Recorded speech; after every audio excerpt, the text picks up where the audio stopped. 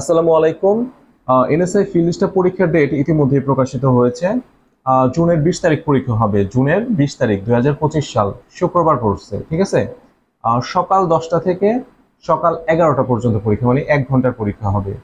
তার মানে আমাদের আর বাকি আছে কয়দিন? মাত্র 6 দিন বাকি আছে। মাত্র 6 দিন।